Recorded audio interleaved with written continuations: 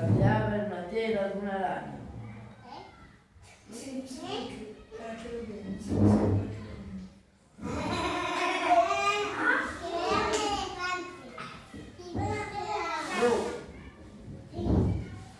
Y se divertida, fue a llamar a su amiga Chloe.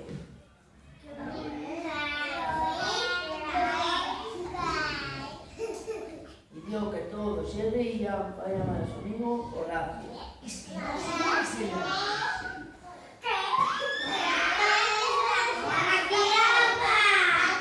Pues que todos se reían, fue a llamar, vale, que no me acuerdo, a Nieves, a Juan Carlos y a la profe Vanessa. Luego vio que todos se divertían, fue a llamar al profe ese, Ángel.